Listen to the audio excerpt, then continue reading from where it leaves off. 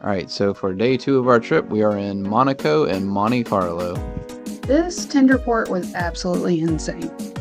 Yeah, so it's basically chaos when you're there, and you have to tender, and it didn't help that the weather was bad and the seas were choppy, so it made for a very rough start to the day. But it really did not deter us. We were really excited about this stop. So, a couple fun facts about Monte Carlo. It is the second smallest country in the world, just right after Vatican City.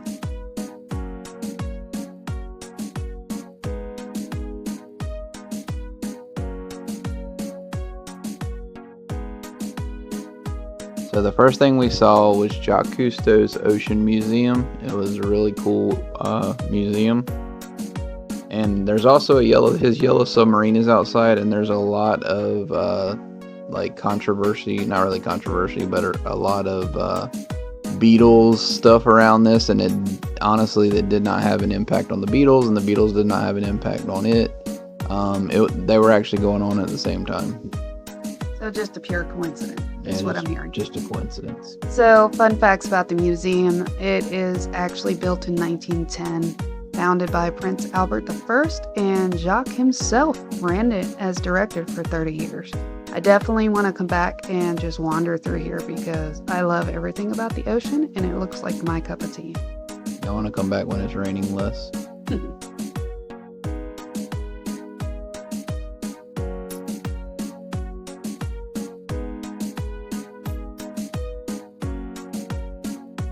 So here is actually the house for Princess Caroline, who is the daughter of Grace Kelly and Prince Rainier III.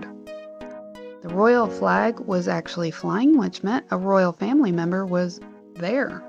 So actually behind those walls was actual royalty. And we were on the other side looking like a bunch of wet rats.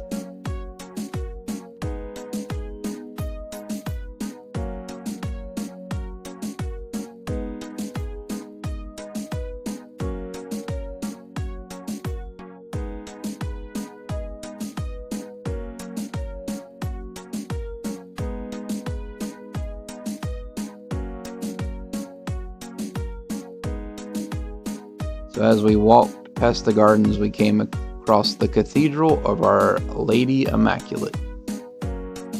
This is where Grace Kelly's tomb is on display, as well as her husband, Prince Rainier III. So she literally left Hollywood at the peak of her career to become Princess of Monaco. These buildings were absolutely gorgeous. It was built back in 1875. And it's also called St. Nicholas Cathedral.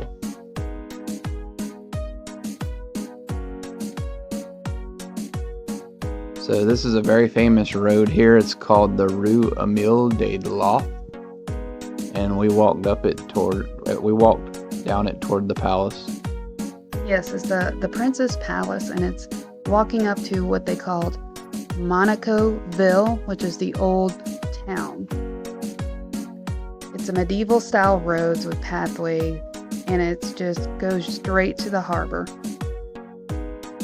One cool thing we saw while we were there is how they actually park in this street. They hire a driver to park in their garage, and they have an elevator, from my understanding. Yeah, their drivers are highly skilled to be able to park in these elevators, and they drive them all around because, of course, that's what rich people do. They have drivers. And then they're also skilled to put the car in the elevator and get it back to the house, under the house. It's kind of wild. I wouldn't be able to do that.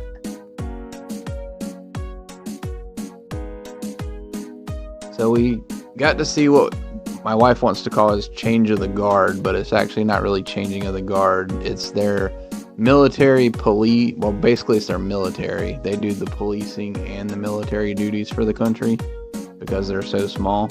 But basically they were just changing shifts. So we finally made it up to the hill for this beautiful panoramic view. The luxury yachts, the city, it's just so much to take in. Absolutely gorgeous. And this area right here is built vertically due to all the land limitations.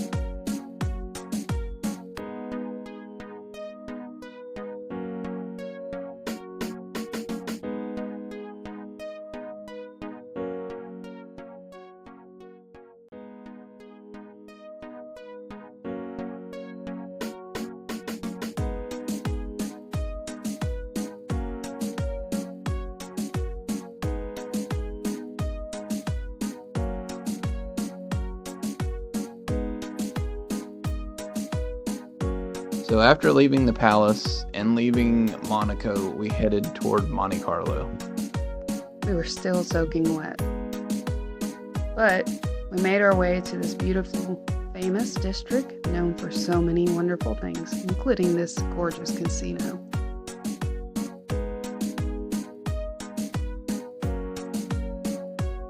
So this is the Casino de Monte Carlo, and it opened in 1863.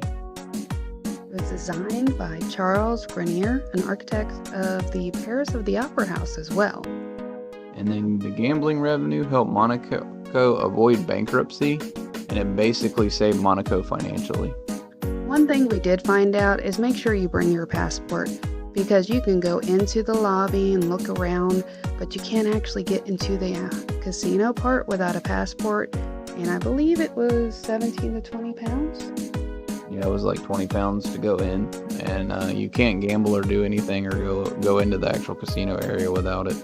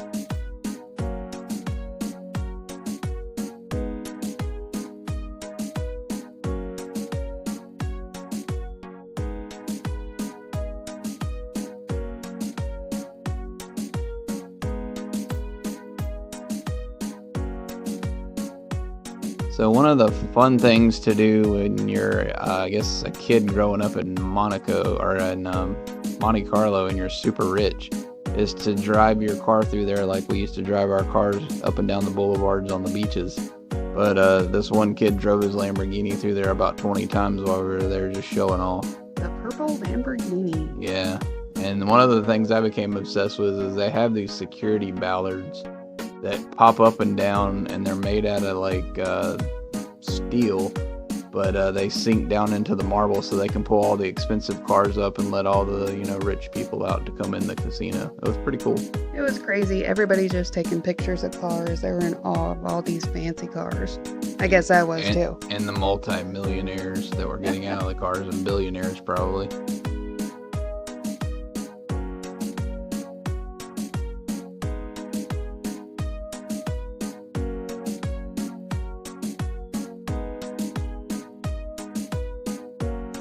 So the Grand Prix of Monaco has been running since 1929, and we actually got to get a very cool glimpse and walk down around the famous hairpin turn. It's actually known as the Fairmont hairpin, one of the tightest turns in Formula One racing. Cars will actually slow down to about 30 miles per hour here, and Monaco Grand Prix is one of the most prestigious races in the world. Yeah, all the people bring in their yachts that week, and you'll see in the pictures there was some yachts, and in the video, these are the poor people's yachts. The rich people bring their yachts that week. The Tom Brady's and Jeff Bezos of the world. You see the real yachts then, I guess. Yeah.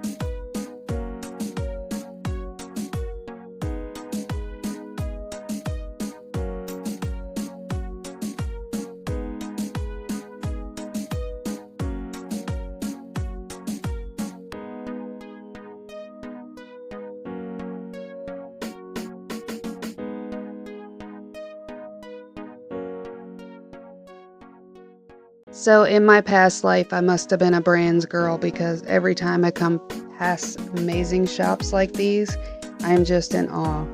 And Monte Carlo contains one of the world's wealthiest shopping districts around. Yeah, so if you're into shopping at all, or bougie, or both, this place would be like your dream area for shopping. They have everything from Gucci to Fendi to Louis Vuitton to Hermes to Cartier. It's all there. And as you can see, they were right before fall. It was right before Halloween, so they had it very tastefully decorated. But they have condos or houses right above all these shops. I can't even imagine how much it would cost to live there. Yeah, probably more than I make in a year for a month's rent. All I know is just leave your credit cards and dismantle your Apple Pay for this.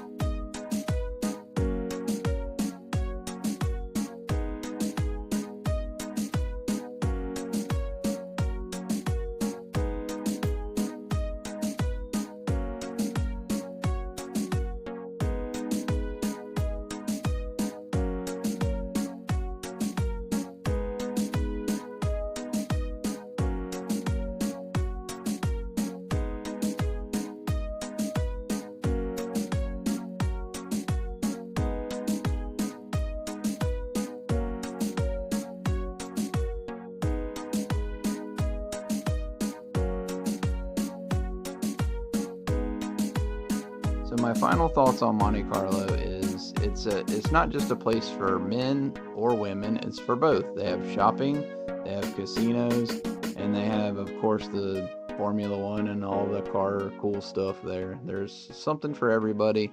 It's a really cool place. There's a lot of really cool things. Yeah, the gardens alone, I'm sure if it wasn't pouring raining, would really be impactful, but it still was gorgeous while we were there. And if you're an architecture nut like I am, it is so much to take in. But we'll see what our next video is all about.